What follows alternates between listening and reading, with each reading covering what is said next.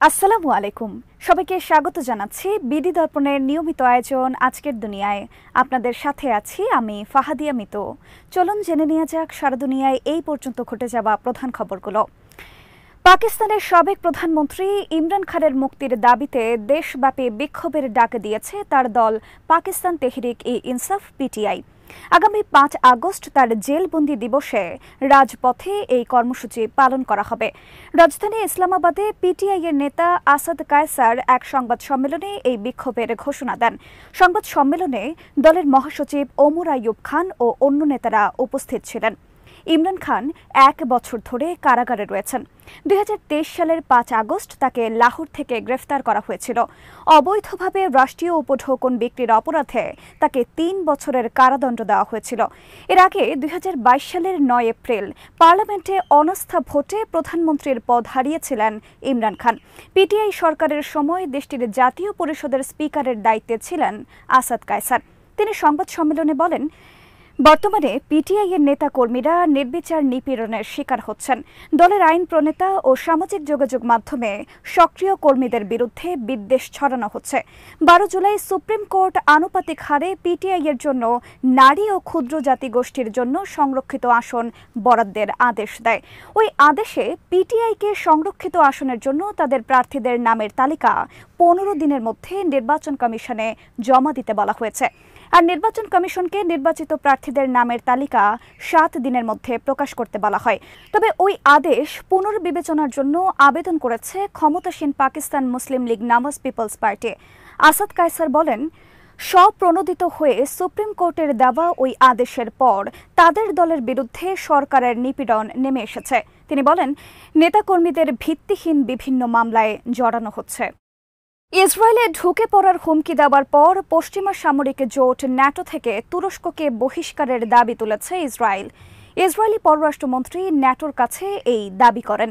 মন্ত্রণালয়ের এক বিবৃতিতে বলা হয়েছে, তুর্কি প্রেসিডেন্ট এরদোয়ানের ইসরায়েলে অনুপ্রবেশের হুমকি ও বিপজ্জনক বক্তব্যের প্রেক্ষিতে পররাষ্ট্রমন্ত্রী ইসরায়েল কাটজ কূটনীতিকদের দ্রুত ন্যাটো দেশগুলোর সাথে যোগাযোগের নির্দেশনা দিয়েছেন। দেশগুলোর কাছে এরদোয়ানের এই বক্তব্যের নিন্দা ও জোট থেকে তুরস্কের বহিষ্কারের দাবি করতেও বলা হয়েছে। একদিন আগে ক্ষমতাসীন একে পার্টির একটি সভায় বক্তৃতা করতে গিয়ে তুরস্কের প্রেসিডেন্ট রিসেপ তাইয়েপ এরদোয়ান বলেছেন, আমাদের এতটা শক্তি অর্জন করতে হবে যাতে ফিলিস্তিনিদের সাথে ইসরায়েল এমন আচরণ করতে না পারে। এরদোয়ান আরও বলেন, আমরা যেভাবে কারাবাখ ও লিবিয়ায় প্রবেশ করেছে এই ক্ষেত্রেও সেটাই করতে হবে। তবে ইসরায়েলে ঠিক কী ধরনের অনুপ্রবেশ করতে চায় তুরস্ক সেটি স্পষ্ট করেননি প্রেসিডেন্ট এরদোয়ান। এর আগে লিবিয়ায় আন্তর্জাতিক সরকারের পক্ষে এবং কারাবাখে আজারবাইজানের পক্ষে সামরিক পদক্ষেপ নিয়েছে আঙ্কারা। ফিলিস্তিনিদের ক্ষেত্রেও তিনি একই ধরনের ইঙ্গিত দিয়েছেন বলে মনে করছেন অনেকে। ইসরায়েলি পররাষ্ট্রমন্ত্রী বলেন, এরদোয়ান সাদ্দাম হুসাইনের পদাঙ্ক অনুসরণ করছেন এবং ইসরায়েলে আক্রমণের হুমকি দিচ্ছেন। তার মনে রাখা উচিত সে সময়ে কি ঘটেছিল। একসময় তুরস্ক ও ইসরায়েলের মধ্যে সুসম্পর্ক থাকলেও গত ২ দশকে এরদোয়ানের শাসনামলে দুই দেশের দূরত্ব বেড়েছে অনেক গুণ। এরদোয়ান বরাবরই ফিলিস্তিন ইস্যুতে ইসরায়েলের কড়া সমালোচকদের একজন। এর আগে তিনি ইসরায়েলকে সন্ত্রাসী রাষ্ট্র এবং নেতানিয়াহুকে হিটলারের সাথে তুলনা করেছেন। যুক্তরাষ্ট্রের জাতীয় নিরাপত্তা বিষয়ক মুখপাত্র জন কির্বি বলেছেন, মধ্যপ্রাচ্যে একটি সর্বাত্মক যুদ্ধের বড় ধরনের শঙ্কা তৈরি হয়েছে। তবে হিজবুল্লাহ ও ইসরায়েলের মধ্যে উত্তেজনা কমাতে কূটনৈতিক আলোচনা চলছে বলে তিনি জানান। ইতিমধ্যেই দেশটি থেকে নাগরিকদের সরে যেতে বার্তা দিয়েছে ওয়াশিংটন। অন্যদিকে ইরানের প্রেসিডেন্ট বলেছেন, এমন কোনো যুদ্ধ শুরু হলে তা হবে ইসরায়েলের জন্য ভয়ানক। হোয়াইট হাউসে জন কির্বি সাংবাদিকদের বলেন, আমরা সবাই গত ১০ মাস ধরে সর্বাত্মক যুদ্ধের কথা শুনছি।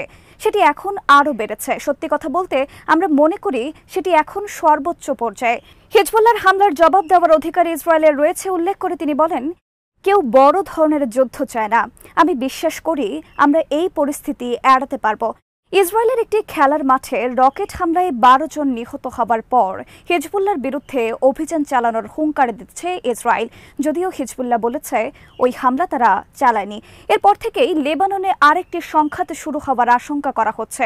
সোমবার বৈরুতের মার্কিন দূতাবাস দেশটিতে অবস্থানরত যুক্তরাষ্ট্রের নাগরিকদের সংকটকালীন প্রস্তুতি ও লেবানন ত্যাগের পরামর্শ দিয়েছে।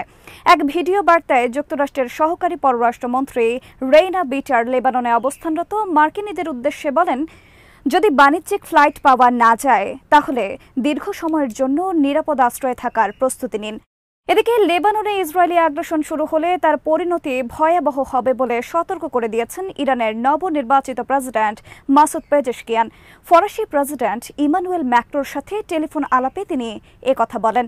লেবানন ভিত্তিক সশস্ত্র সংগঠন হিজবুল্লাহর প্রধান মিত্র ইরান। তাই হিজবুল্লাহর সাথে ইসরায়েলের যুদ্ধ শুরু হলে তাতে ইরানও জড়িয়ে পড়তে পারে বলে আশঙ্কা করা হচ্ছে। বিশ্লেষকরা বলছেন, হিজবুল্লাহ ইসরায়েল যুদ্ধ শুরু হলে তা মধ্যপ্রাচ্যে সর্বাত্মক যুদ্ধে রূপ নিতে পারে। হামাসের সামরিক শাখা আল কাসাম ব্রিগেডস এক বিবৃতিতে জানিয়েছে, মধ্য গাজার নেতজারিম এলাকায় স্থাপিত ইসরায়েলি কমান্ড সেন্টারে ১৪৪ মিলিমিটারের রাজুম রকেট হামলা চালিয়েছে তাদের যোদ্ধারা। দক্ষিণ গাজার খান ইউনিস শহরের আল জালাল মসজিদের কাছে অগ্রসরমান সেনাদের ওপর মর্টার হামলা চালিয়েছে আল কাসামের আরেকটি ইউনিট। ইসলামিক জিহাদের সামরিক শাখা আল কোচ ব্রিগেডস এক বিবৃতিতে জানিয়েছে, তাদের স্নাইপার ইউনিট খান ইউনিসের পূর্ব দিকের বানি সুহেলা এলাকায় এক ইহুদিবাদী সেনাকে গুলি করে হত্যা করেছে। গাজা সিটির তালাল হাওয়া এলাকায় একই রকমভাবে হত্যা করা হয়েছে আরেক সেনাকে। এছাড়া খান ইউনিস ও গাজা সিটির অন্তত 4টি এলাকায় দখলদার বাহিনীর ওপর মর্টার হামলা চালিয়েছে আল কোচ ব্রিগেডস। হামাস এদিন লেবানন ভিত্তিক প্রতিরোধ সংগঠন হিজবুল্লাহর প্রতি বার্তা দিয়ে একটি ভিডিও প্রকাশ করেছে। ভিডিওতে রাফা শহর থেকে বেরিয়ে যাওয়া ইসরায়েলি বাহিনীর ট্যাঙ্ক বহরের দৃশ্য রয়েছে। এরপর হিজবুল্লাহর উদ্দেশ্যে বলা হয়, ইয়োভ গালান্তের ট্যাঙ্ক বহর রাফা থেকে বেরিয়ে যাচ্ছে। আমরা নিশ্চিত যে বাকি কাজটুকু তোমরা শেষ করবে। ভিডিও শেষ হয় হিজবুল্লাহ প্রধান হাসান নাসরুল্লাহর একটি বক্তব্য দিয়ে, যেখানে ইসরায়েলিদের উদ্দেশ্যে তিনি বলেছিলেন, তোমাদের কোনো ট্যাঙ্কই অবশিষ্ট থাকবে না। গাজা উপত্যকায় লড়াইয়ে অনেক ট্যাঙ্ক ও সাজোয়া যান হারিয়েছে ইসরায়েল। হামাস, ইসলামিক জিহাদ সহ অন্য প্রতিরোধ সংগঠনগুলোর গোলার আঘাতে প্রতিদিনই ইসরায়েলি ট্যাঙ্ক ধ্বংসের খবর পাওয়া যাচ্ছে। বিশেষ করে হামাসের নিজস্ব উৎপাদিত আল ইয়াসিন 105 অ্যান্টি ট্যাঙ্ক রকেট দখলদার ট্যাঙ্ক বহরের জন্য সাক্ষাৎ মৃত্যুদূত হিসেবে হাজির হয়েছে। এবার গাজা থেকে বের হয়ে যাওয়া ট্যাঙ্কগুলো যদি লেবাননে প্রবেশ করে তবে তাদের পড়তে হবে হিজবুল্লাহর অ্যান্টি ট্যাঙ্ক গাইডেড মিসাইলের সামনে। উত্তর ইসরায়েলে একটি খেলার মাঠে রকেট হামলায় 12 ইসরায়েলি নিহত হবার পর লেবাননে স্থল অভিযানের হুঙ্কার দিচ্ছে ইসরায়েল। যে কোনো মুহূর্তে সেখানে হিজবুল্লাহর সাথে তাদের সর্বাত্মক লড়াই শুরু হওয়ার আশঙ্কা করা হচ্ছে। উত্তর ইসরায়েলের সামরিক ঘাঁটি ও স্থাপনা লক্ষ্য করে সোমবার কয়েক দফা হামলা চালিয়েছে হিজবুল্লাহ। দিনের শুরুতেই তারা আল বাগদাদি সেনা ঘাঁটি লক্ষ্য করে এক ঝাঁক গ্রাড রকেট ছোড়ে। হিজবুল্লাহ জানিয়েছে, দক্ষিণ লেবাননের চাকরা শহরে ইসরায়েলি হামলার জবাবে এই রকেট হামলা করা হয়েছে। এরপর বিকেলে 5 মিনিটের ব্যবধানে পরপর 2 দফা হামলা চালায় লেবানন ভিত্তিক সংগঠনটি। প্রথম হামলায় আল রাহেব সেনা ঘাঁটিতে দখলদার সেনাদের অবস্থান টার্গেট করা হয়। এই হামলায় অ্যান্টি ট্যাঙ্ক গাইডেড মিসাইল ব্যবহার করা হয়েছে। দ্বিতীয় হামলাটির টার্গেট ছিল আল মালিকিয়া সেনা ঘাঁটির নতুন স্থাপিত নজরদারি যন্ত্রপাতি। হিজবুল্লাহর গোলা সরাসরি এসব যন্ত্রপাতিতে আঘাত করে বলে বিবৃতিতে জানানো হয়েছে। এছাড়া আল কারান্তিনা পর্বতের কাছে বেশ কিছু ইসরায়েলি সামরিক যন্ত্রপাতিও ধ্বংস হয়েছে হামলায়। এদিন আল রাহেব সেনা ঘাঁটির কাছে একটি ইসরায়েলি মার্কাভা ট্যাঙ্কের ওপর হামলা চালিয়েছে হিজবুল্লাহর যোদ্ধারা।